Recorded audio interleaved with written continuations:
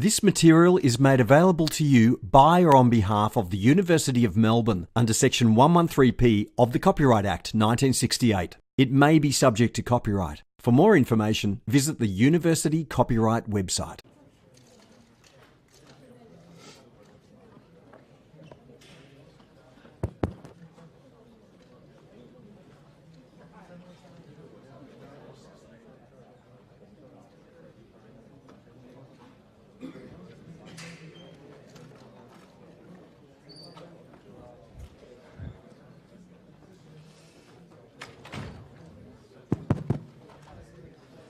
Okay, good morning everyone.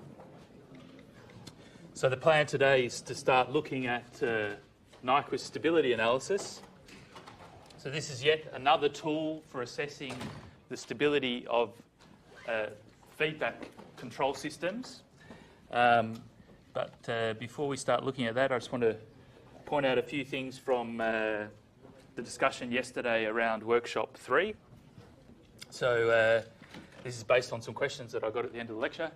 So I think maybe at the start of the lecture I misspoke, but when discussing the method for identifying the parameters in the motor model, what you did in the lab was apply step inputs at the voltage, okay?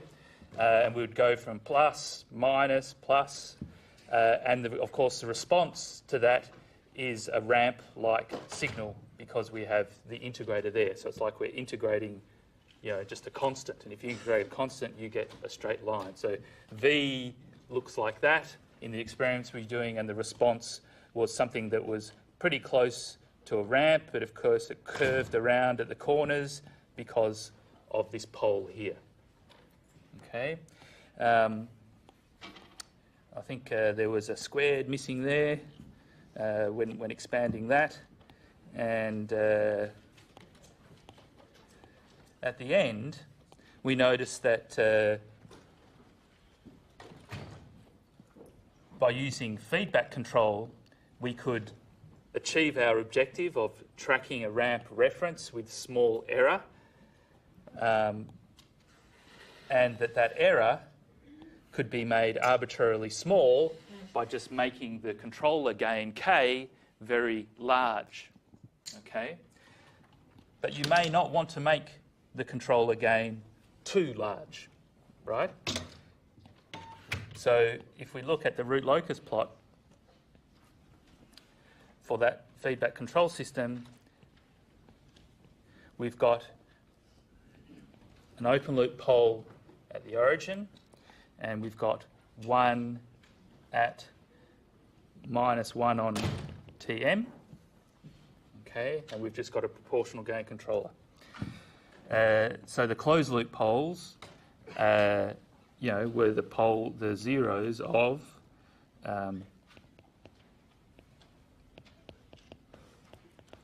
this rational function. Okay, so as we increase k from 0 up to positive infinity, or for small k, we're going to get two zeros of this rational function. The zeros of this rational function are the closed loop poles close to the open loop poles. And as we increase k, this one moves this way, this one moves this way, okay, and eventually they meet. And when they meet, they split apart. And one goes up this way and one goes down this way. So as we continue to increase k, right, this one moves this way, this one moves this way. When they meet, they split apart, one goes up, and as we keep increasing k, it moves further and further up this line. Okay, and the other one moves further and further down this line. So while increasing k reduces the error with which we're tracking the ramp reference, increasing k also increases the frequency of the oscillations in the transient part of the response. All right, so if you don't want a lot of oscillations in the transient part of the response, and we'll get a transient bit of the response, whenever we're changing the direction for the reference, right, whether it's a ramp up or a ramp down, we'll always get a transient. And if for a large k, you'll get lots of oscillations in the transient part as it's turning a corner like this. All right, so there's a trade-off. That's an example of a trade-off where increasing the gain improves one thing it improves the steady state error, but it makes the transient part of the response worse, in the sense that you get lots of oscillations in the transient part of the response before you reach steady state. Okay, so I just wanted to point out that trade-off because somebody asked about it at the end of the lecture yesterday. All right, are there any questions on this stuff, on workshop 3? So you'll finish workshop 3 next week. All right, next week you'll have to demonstrate your robot working. Okay, and so in the last hour of the workshop class, the demonstrator will be wandering around asking you to demonstrate your robot, and they'll ask each group member a question to try to gauge, to what extent that group member has participated in designing the controller. Okay? And then you hand in your report in week 10. All right? The demonstrators will give you more instructions on that during the classes next week. All right. So the plan today is to look at the so-called Nyquist stability criterion. So the stability criterion is based on a graphical method, okay, that involves a polar plot of the so-called open loop transfer function evaluated along the imaginary axis. Okay, and the criterion is based on an important result from complex analysis called Cauchy's principle of the argument. So what we're going to do now is try to build an understanding of what Cauchy's principle of the argument is first, and then we will apply Cauchy's principle of the argument to develop the Nyquist stability criterion. All right? So Cauchy's principle of the argument allows you to determine the difference between the number of zeros and the number of poles of a rational function in a closed region of the complex plane. All right?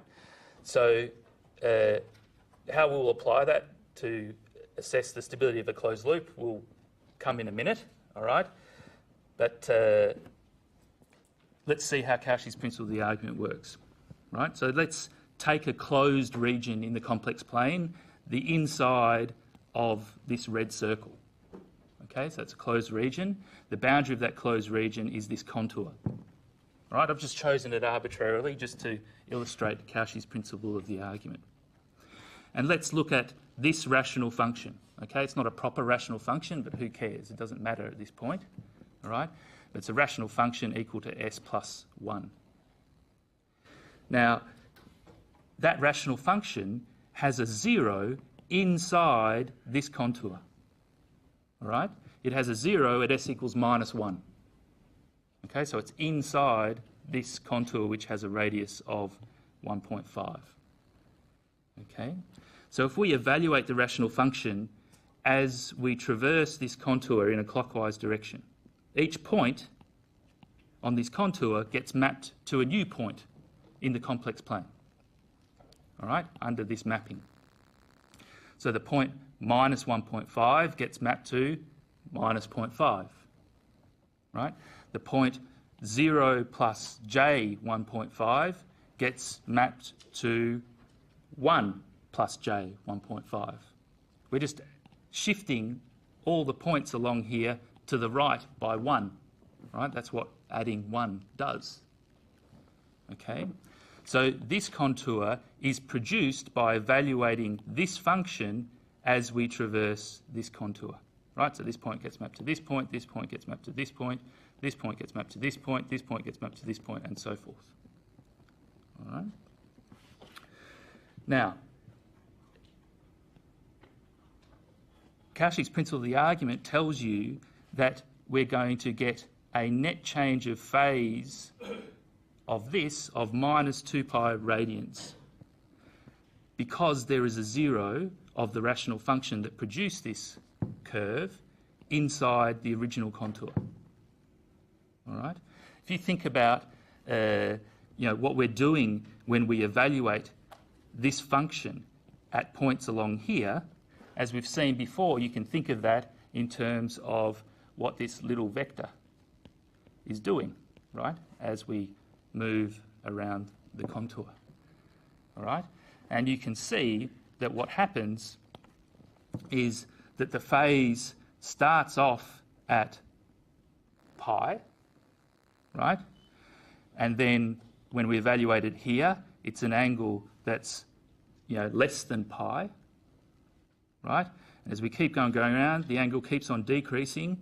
When we get to this point here, right, the angle of the little vector is 0, right? And as we keep going around, the phase keeps decreasing and we get to minus pi. All right, so the net change in phase of this little vector as we traverse this contour is minus 2 pi radians. All right, and that corresponds to, as we're moving around here, so we're following this in a clockwise direction, right? If we follow how the corresponding points move here, we can see that we get one clockwise encirclement of the origin, which is consistent with a net change in phase of minus 2 pi radians. Okay.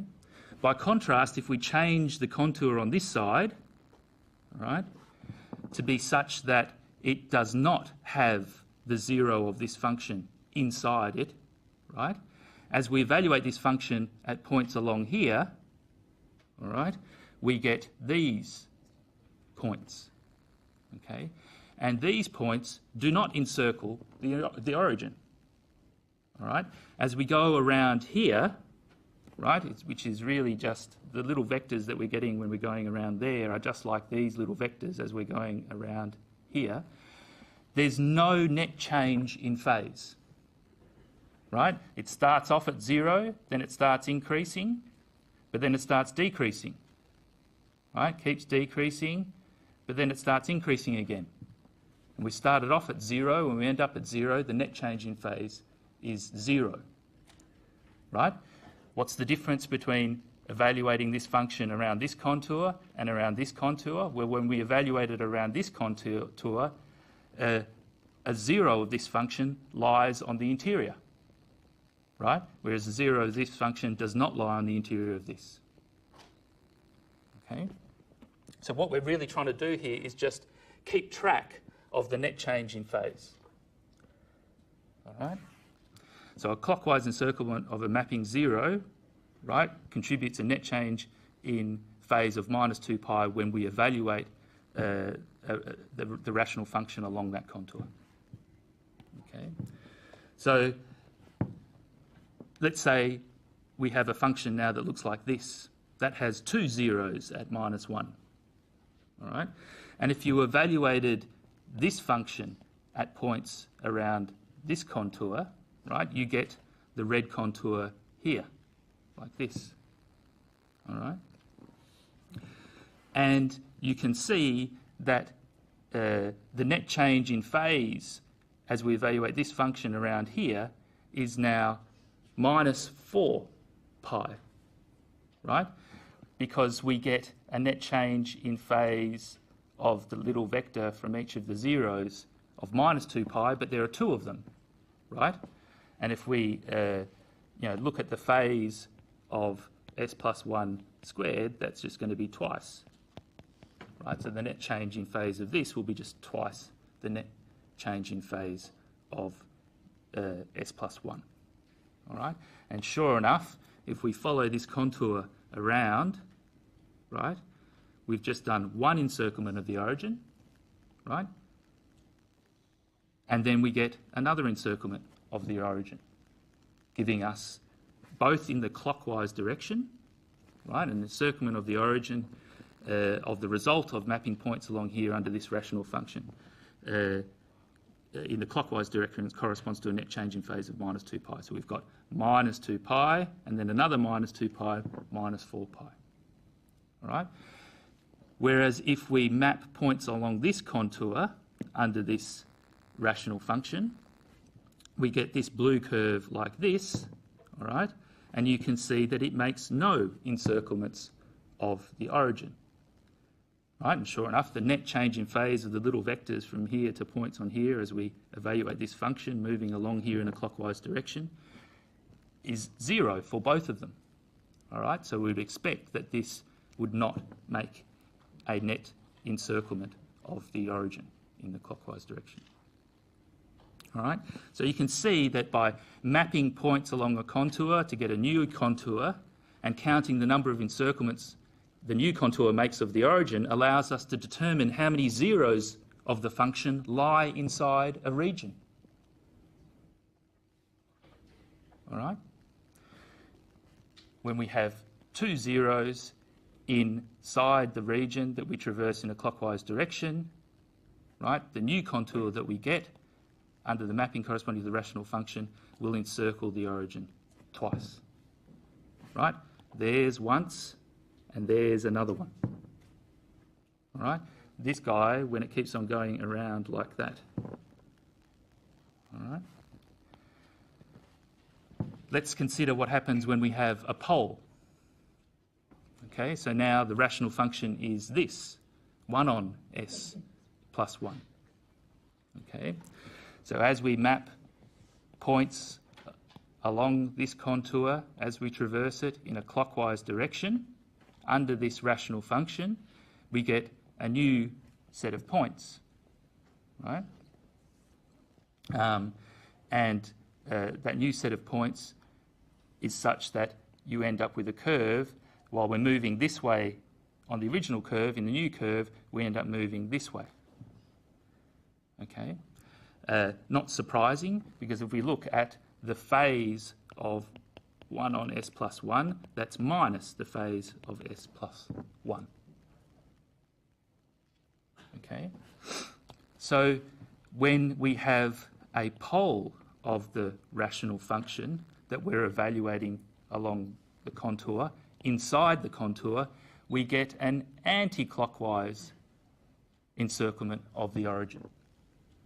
Whereas for a 0, we ended up with a clockwise encirclement of the origin. Okay.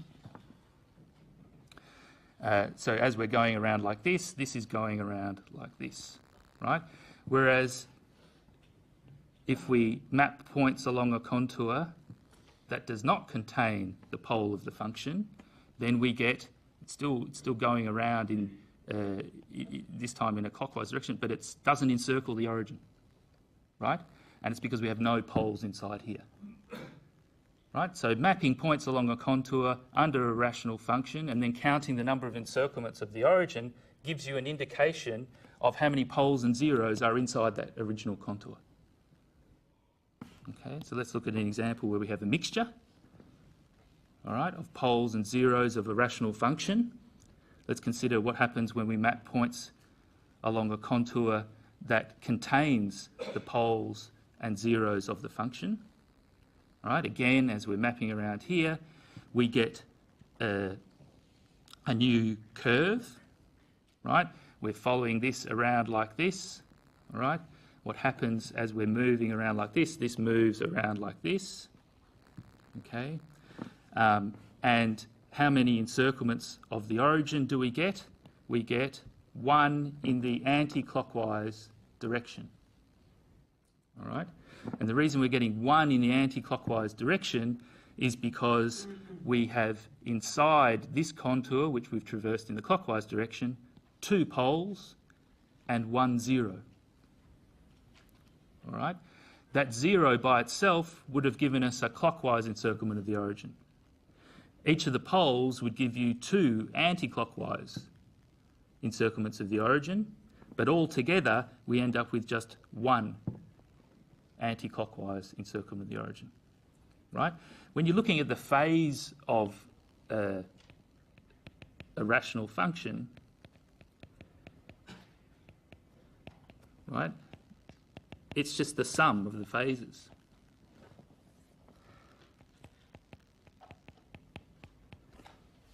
Okay? And what we're doing when we're counting the encirclements of the origin of the curve produced as we evaluate the function along points here is just keeping track of the net change in phase. So the net change in phase due to the zeros will be minus 2 pi. But the net change in phase for each of the poles will be plus 2 pi. Right? And so adding all those things together, we get a net change in phase of plus 2 pi, which is what we can see by counting how many times this curve goes around the origin. All right? So Cauchy's principle of the argument is this, no more, no less, right? And we can use it to determine the excess of zeros of a rational function over the poles of a rational function within a region by mapping points on a contour that has that region as its interior under the rational function and counting the number of clockwise encirclements of the origin made by the new curve that we get. All right? So by convention, we always count clockwise encirclements as positive, right? And anti-clockwise encirclements as negative. All right? So the number of clockwise encirclements we'll get will be Z, the number of zeros of f inside the contour that we traverse in a clockwise direction here, minus p, the number of poles of the rational function inside the contour that we traverse in a clockwise direction. So by just mapping these points to new points in the complex plane, counting how many times it goes around the origin in a clockwise direction, tells us the excess of zeros of the rational function over the number of poles. Right, so the difference between the number of zeros and number of poles. Okay? So that's Cauchy's principle of the argument. How are we going to apply this result to analyse closed loop stability? Well, let's just think about our closed loop. So our closed loop will look like this.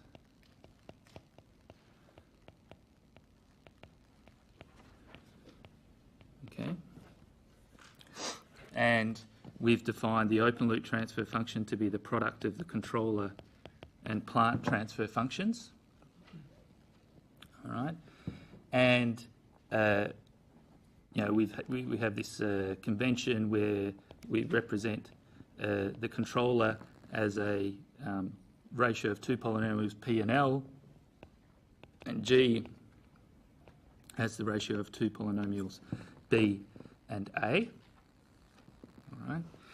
And we know that the characteristic polynomial is LSAS plus PSBS. And we know that the closed loop poles are the zeros of the characteristic polynomial. All right? Let's look at this function here. Right? This function here is 1 plus PS on LS BS on AS, right?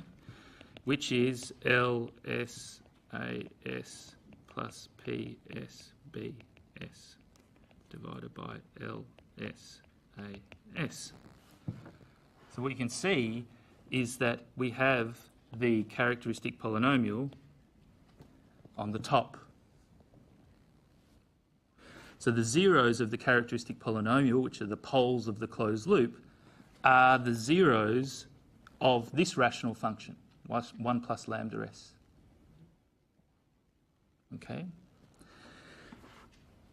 Given a plant and controller, we know how many poles this rational function has in the right half plane, right? Because it's just the number of open loop poles in the right half plane. For closed loop stability, we want this rational function to have no zeros in the right half plane, right? So if we could apply Cauchy's principle of the argument to this rational function, right, to determine how many zeros this has in the right half plane in excess of the number of poles it has in the right half plane. And we want, and we can determine that by evaluating this function along a contour that has as its interior the whole of the right half plane. And then mapping points along that contour under this rational function to produce a new contour, right? And counting the number of encirclements that new contour makes of the origin, which will then tell us how many, the difference between the number of zeros of this function in the right half plane and the number of poles in the right half plane. All right? And it's in that way that we can use Cauchy's principle of the argument to assess the stability of a closed loop. Okay? So that's all summarised on this slide here. Okay? For closed loop stability, we need this rational function to have no zeros in the right half plane or on the imaginary axis for that matter. All right?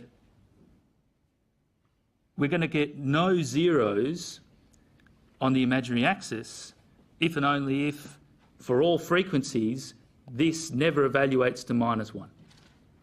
Okay, so that's pretty easy to check. If we just evaluate this function along the imaginary axis, then we'll get a new curve, right? Remember, this is just a complex number. Right, so it'll have a real part and imaginary part.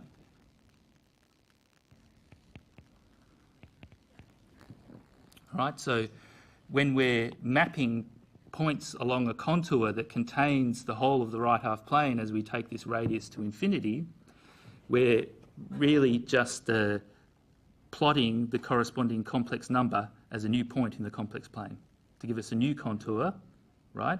And we're going to count the number of encirclements that new contour makes of the origin, right, in order to determine the difference between the number of zeros of this in the right half plane and the number of poles of this in the right half plane.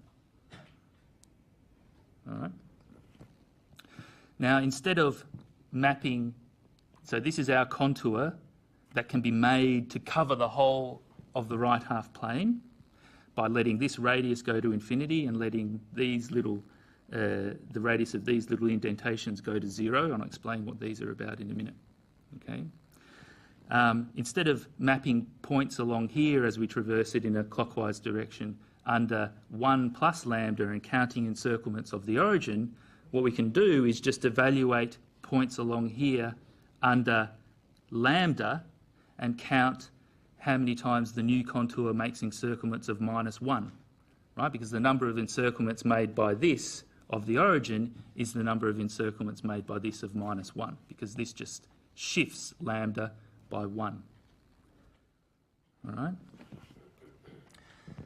So, by Cauchy's principle of the argument, the closed loop will have z zeros in the right half plane, and that will be equal to the number of clockwise encirclements made by the contour that we get when we evaluate points along here under lambda, right? Counting those as encirclements of -1. And P is the number of right half plane poles of lambda, right? So given lambda, we know how many right half plane poles it has in the interior of this contour. Right, it's the number of open loop unstable poles, right? Ultimately, we want Z to be 0, right? Because we want the closed loop to be stable, right? The closed loop will be stable if Z is equal to 0. So the closed loop is stable if and only if the number of encirclements of -1 made by this as S traverses this so-called Nyquist D contour is equal to -P. All right? If the open loop has no unstable poles, P will be 0. And in order for the closed loop to be stable, we need the number of clockwise encirclements of -1 made by the open loop transfer function as S traverses this so-called Nyquist D contour in the clockwise direction to be 0. Right? But this is just an application of Cauchy's principle of the argument. Okay? Remember, what we're doing with Cauchy's principle of the argument is keeping track of the net change in phase of a function as we evaluate it along a contour. Right? And that's what these little indentations are about. Okay? These little indentations are around any imaginary axis poles of the open loop transfer function. Right?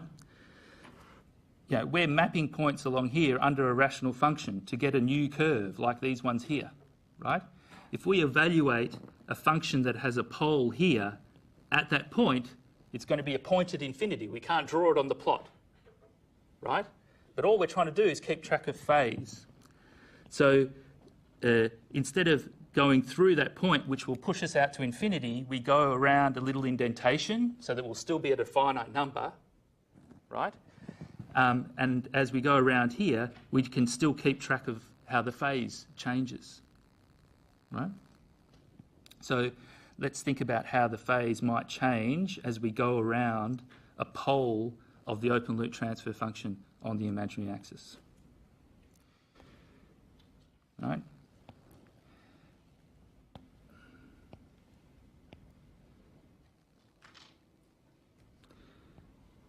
So just like in the pictures before, we can think of what we're doing here in terms of these little vectors from the pole, in this case, all right? And we're going around this curve in the clockwise direction, right? So these little vectors change in phase like this, all right? Starts off, this little vector has a phase of minus pi on 2, right? Here it has a phase of 0, and then it goes to a phase up here of pi on 2, okay? So we're getting a net change in phase of this little vector of pi radians, okay? But we're saying this is a pole, right? And this little vector is just S minus j omega p, right?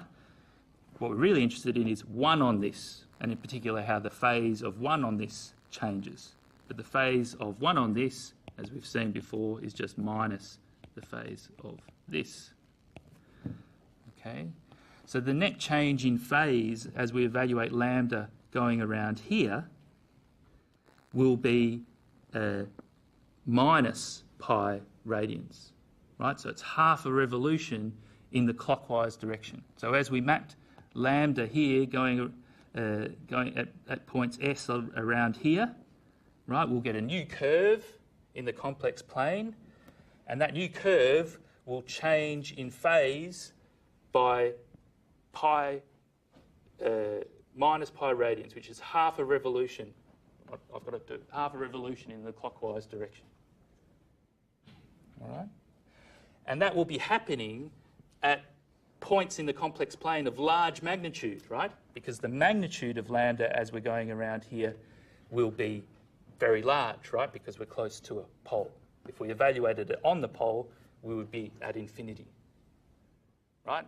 And the reason we're not just going to go through the pole is so that we can keep track of the phase change. All right? And we need to do that in order to be able to properly count n. All right? So, all right, this will hopefully become clearer when we see a few examples. All right? So really what we're doing is generating the so-called Nyquist plot. The Nyquist plot is just a polar plot of the open loop transfer function evaluated around the so-called Nyquist D contour. Right? So by polar plot, I just mean we're going to plot this complex number in the complex plane as we vary S along this contour. right? So that's what the Nyquist plot is. This thing is not the Nyquist plot. This is the D contour, right? It's called a D contour because it's shaped like a D, all right? The Nyquist plot is what we get when we evaluate lambda along this contour in the clockwise direction, right? So it's this set of points, okay? In order to cover the whole of the right half plane, we're going to take the radius of this part to be very large, right? And the radius of these little indentations to be really small, okay? Now, these are just some guidelines for how to interpret a Nyquist plot once you see one, all right?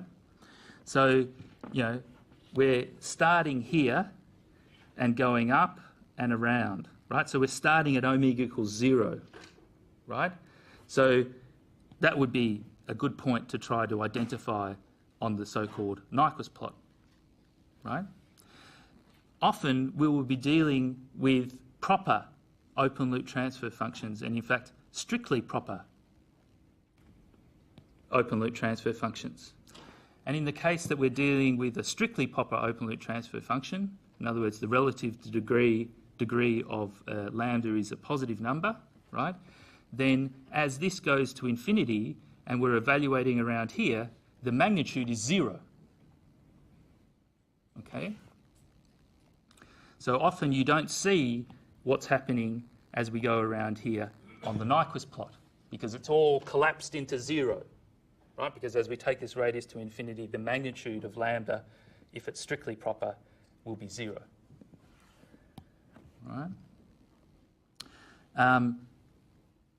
We're always dealing with real rational transfer functions for the plant and the controller, so the open loop transfer function will be real rational.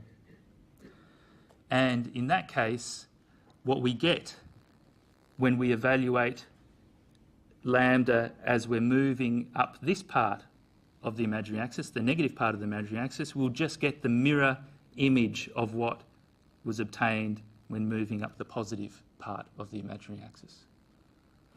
All right? So that's something to bear in mind. Really, all we have to do is evaluate this most of the time along the positive imaginary axis, okay? Because what we get around here will be 0, right? In most cases, because in most cases we're dealing with, you know, a strictly proper open loop transfer function, and then what we get here is just the mirrored image of this, mirrored in the real axis, all right? We've just seen that as you go around those little epsilon indentations, you're going to get an increase in net change in phase of minus pi radians for each pole inside the little indentation. So when you've got one pole inside the little indentation, you get a net change of minus pi. If you have 2 inside there, then you would get minus 2 pi. If you had 3, minus 3 pi, and so forth. All right? And often we're dealing with open loop transfer functions that are stable already, and we're just checking that when we close the loop that we don't lose stability for the closed loop system.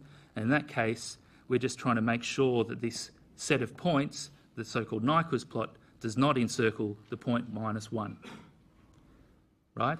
Because in order to satisfy the stability criterion in the case that p is equal to 0, we want n equal to 0. And that will correspond to keeping the Nyquist, the so-called critical point, the thing that we count encirclements around, to the left of the Nyquist plot. All right? So let's look at some examples.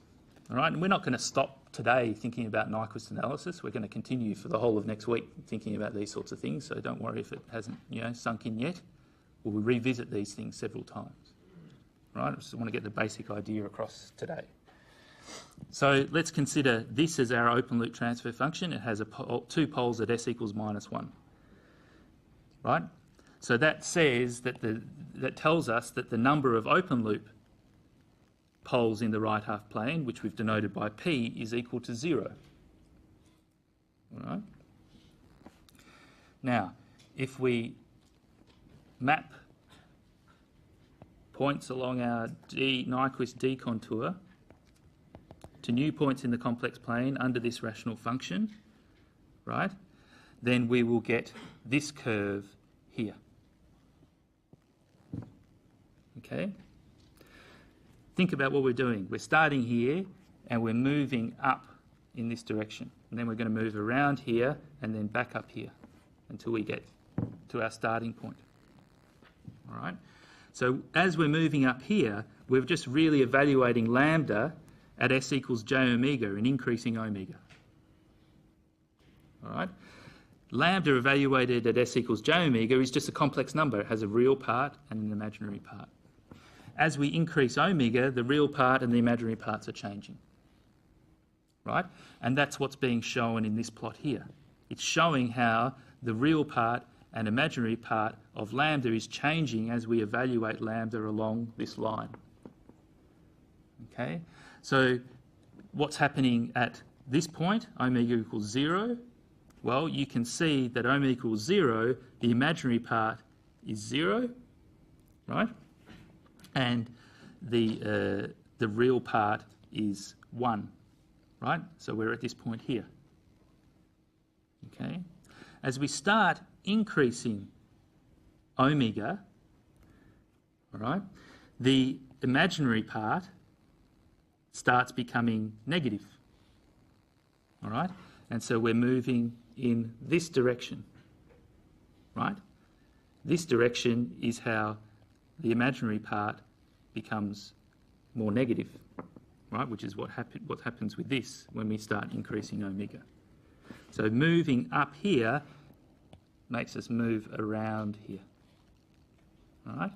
You can see that at omega equals 1, the real part becomes 0. Right? So that's 0 there. Right? All right? The imaginary part will not be 0. It'll be, minus 0.5 or whatever it is there. Okay? If we keep increasing omega, we end up here. Right? This is a strictly proper transfer function. It has relative degree 2. All right? The magnitude of this as we're moving around this contour, right, will be large if we've made the radius of this part of the contour large. Right? This is large S. For large S, the magnitude of this is small. And as we push the magnitude of S to infinity, by taking the radius of this part of the contour out to infinity in order to cover the whole of the right half plane, the magnitude of this becomes 0. And it's stuck at 0 the whole time we're moving around here. All right? Now we come out the other end and start moving up the imaginary axis like this. And what we get is just the mirror image of what we got when we moved up here. And sure enough, you can see that we're just getting the mirror image of what so this is what we got when we moved up here. And as we're moving up here to go back to the origin, we're getting the mirror image of that in the real axis. Okay? So this is the Nyquist plot for this. It's really just a polar plot of the open loop transfer function evaluated along the imaginary axis. All right? We have P, the number of open loop poles in the right half plane, equal to 0. How many times does this contour go around the critical point minus 1? That's what gives us n, right? So the critical point minus 1, that's minus 0.4, right? So minus 1 is over here somewhere. All right? How many times does this go around the point minus 1 in the clockwise direction? 0. Right? So n is equal to 0. All right? Now, n is always equal to z minus p. So we've got z is always equal to n plus p. Z is the number of zeros of the function 1 plus lambda s, right, in the right half plane. The zeros of this are the closed loop poles. So z is the number of closed loop poles in the right half plane. And because we've got n equal to 0 and p equal to 0, we've got z equal to 0. All right, so this is telling you that when the open loop transfer function looks like this, and you close the loop around it,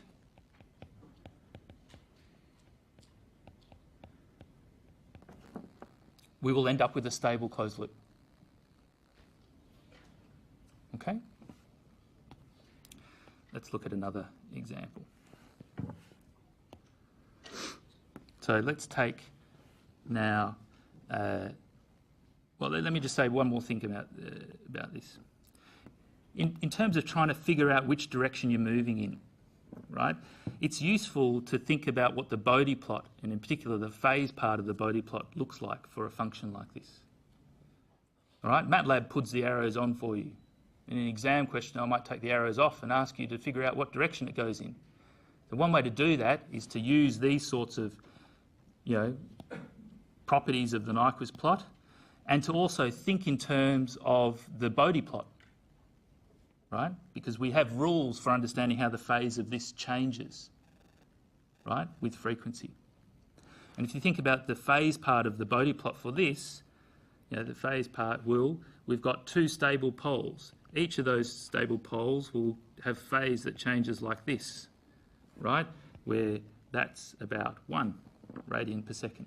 So when we've got two of them, we get it changing like this, right? It'll go to minus pi, right? So you can see that the phase, you can't see 0 on a Bode plot, right, because it's log here, but you can see the phase is always negative, right? And it's becoming more negative, which is consistent with saying, well, we start at 0, well, that's the angle of this point here, right? And as we increase omega by evaluating lambda as we're moving along here, the phase is always decreasing towards minus pi. And in fact, as it comes in here, the angle is minus pi. It's going to minus pi. So you can understand the direction it's moving in by looking at the phase part of the Bode plot, right? Okay, let's just look at this example and then we'll finish off. All right, so let's suppose we're dealing with this as the open loop transfer function now. It has 3 poles. They're all in the left half plane, -1, -2, -3.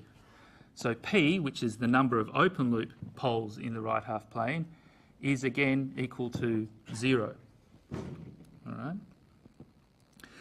Now, this is the Bode plot that we get, right, when evaluating, the Nyquist plot obtained by evaluating this along the Nyquist contour.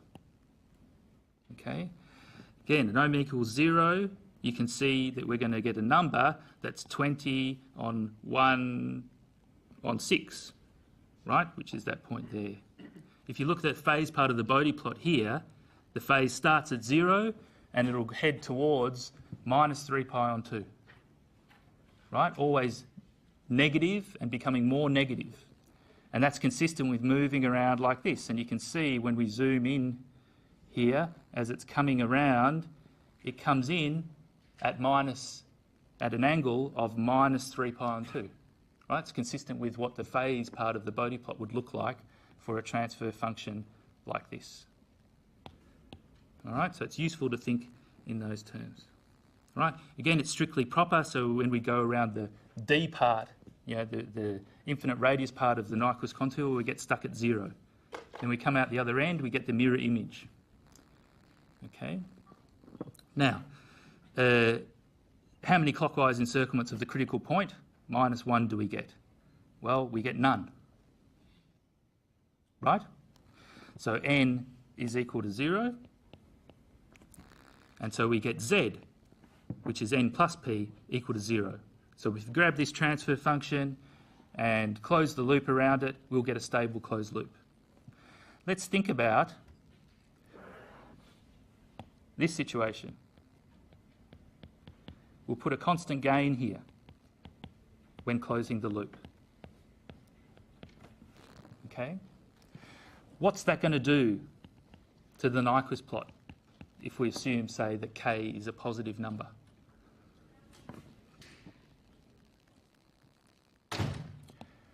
Well, it's not going to change the phase of this, right? But it's going to change the magnitude. So if we look at what's going to happen, this point corresponds to a particular frequency. If we now multiply lambda by k, it's going to push that point this way if k is bigger than 1, and this way if k is less than 1. Right? It doesn't change the phase. Right? So if this is lambda at j omega, right, then this will be k lambda j omega for k bigger than 1, and this would be k lambda j omega for k less than 1. It just moves along the ray, right? Because the phase of this is 0, so it doesn't change the phase. So multiplying lambda by a constant gain just stretches or shrinks the Nyquist plot without rotating it at all in the complex plane, and it stretches it out if the gain is bigger than 1 and shrinks it if the gain is less than 1. All right? So let's see what would happen if we grabbed this Nyquist plot, right, like this, and multiplied it by a gain bigger than 1. Then all these points would stretch out. You know, this point would stretch out to there, this point would stretch out by the same amount, right, to there. This point would stretch out. And if we make it stretch out far enough, it's like putting the critical point inside that little loop. Right? So if we multiply by a gain bigger than 1, we can end up, by making that gain sufficiently large, stretching that point out there so that the critical point ends up in the middle. And for that case, we would get 1, 2 clockwise encirclements of the critical point. So our n would become 2, and we would end up with 2 unstable closed-loop poles.